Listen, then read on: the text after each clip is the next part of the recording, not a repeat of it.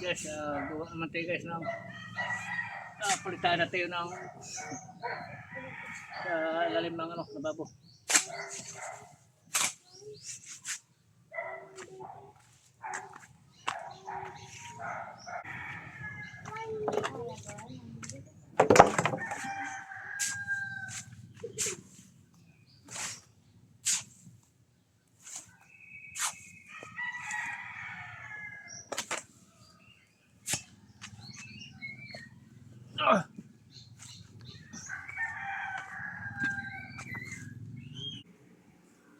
Okay guys, ito na guys. Magpalitada naman tayo guys sa lalim ng lababo.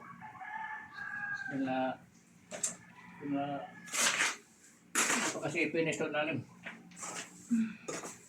Ito na guys ang gawin natin guys.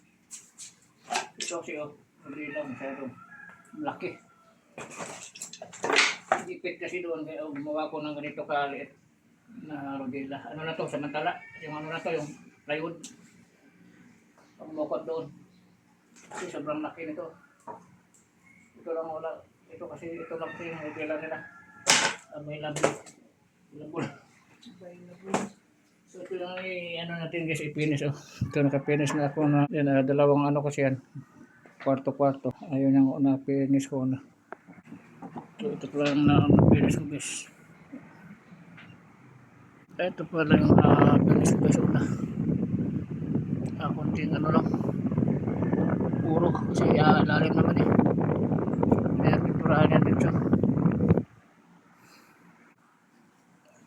Yun yung una ko. So ito, ihuli ko muna yan kasi maghugas kasi dyan, walang madaanan.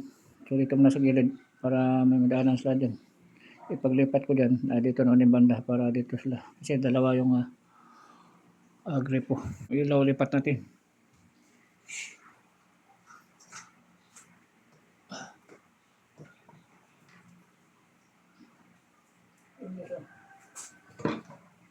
Ito luringan nito.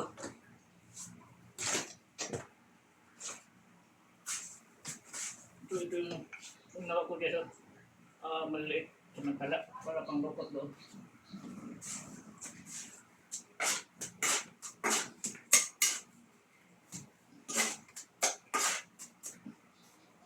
Ito mga ito gilid. Una to dito guys para pag nasahulog yung hollow block. Dito na yan. Dito na yung punas guys. Pag malalim-lalim, saka lang natin na itikan. So huli na yan guys yung mga malalim-lalim.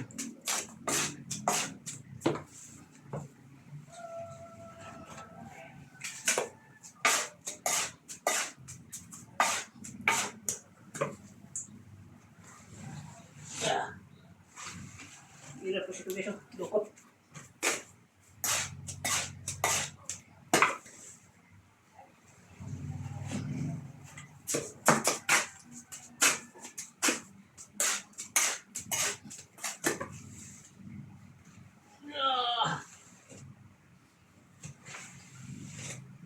So, kunting ano lang guys, nipis lang nga po mas.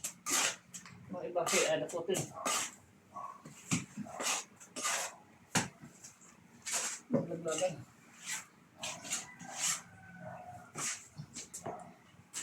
Tubig.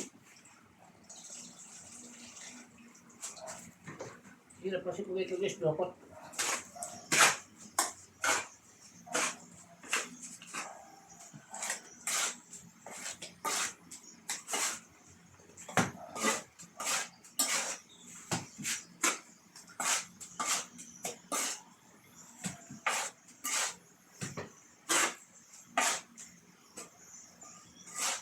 Doon sa taas nila malukot yun.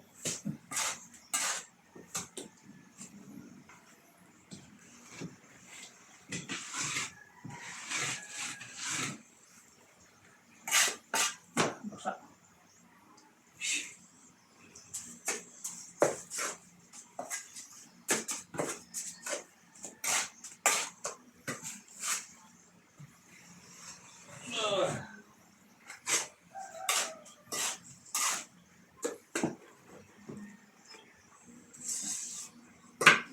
Hindi po guys Ito guys.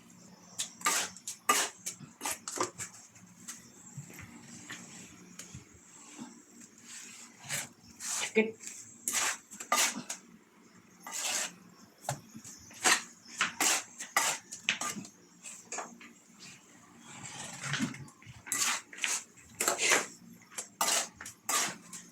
Hirap dukutin. So,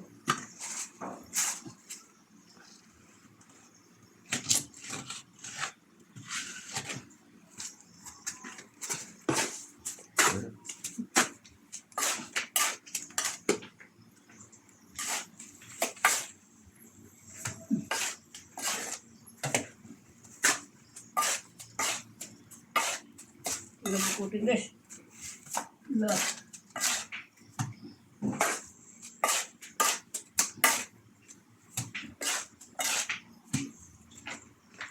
Ay, kulang sa simento ito.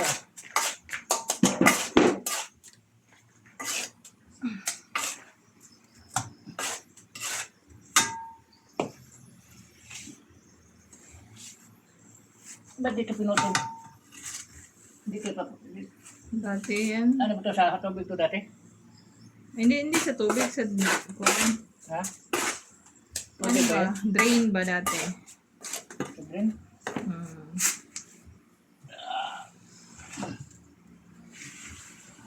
Naliit naman yan. Yun yung dati.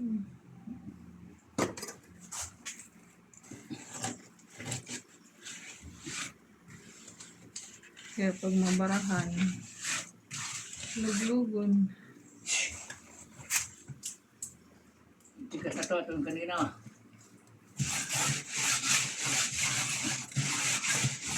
Hindi na bara.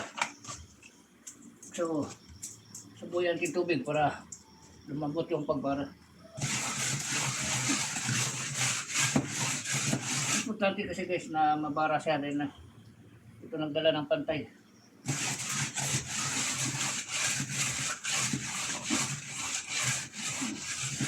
Tapos bara, kung gusto nyong puruhan, saka na mahalo kay puro. Wala kasing ano to yung palit, yung sila na giro. Yun yung pang poro na rodila na lata.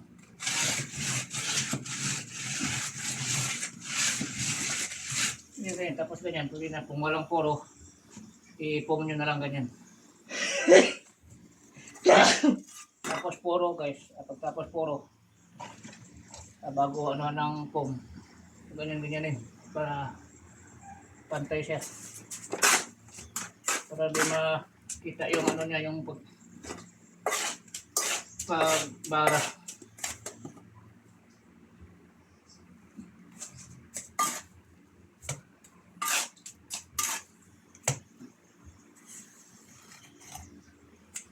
Ano ba itong kahoy nito? Paano ba sa ilalim? Parang jam ba? So, masama tayo ngayon guys ha. So, salamat sa lahat ng followers. Nanood ng mga video ko.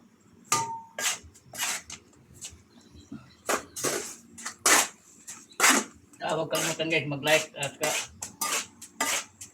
mag-follow sa Facebook page.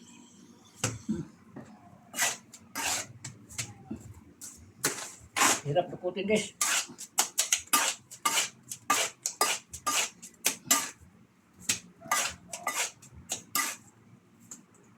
Dito lang banda kaya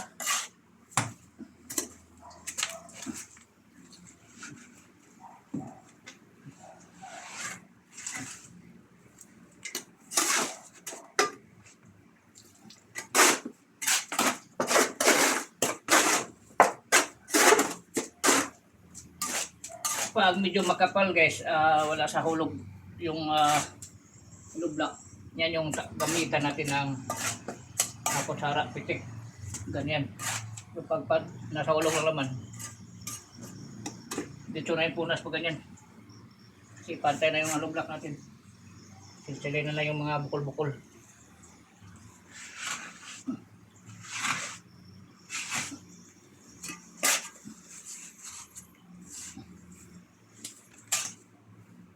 Urong. Ikan. Oh. Lagyan din simento konti.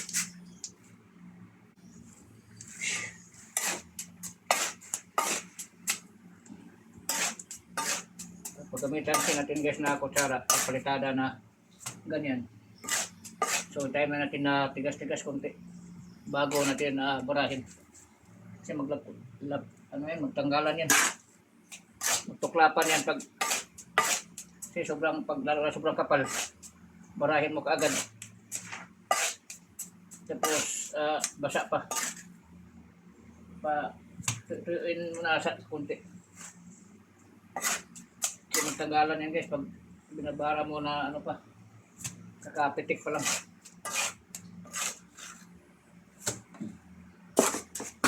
Grabe sulit nito guys oh.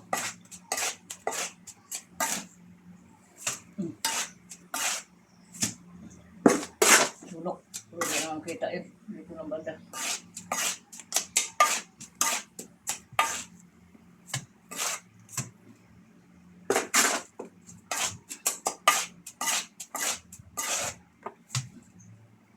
So maya guys, barahin natin. Tapos puruhan natin konti para finish din yan. So maraming salamat guys sa lahat ng nanood guys sa mga video ko. Ingat kayo lahat.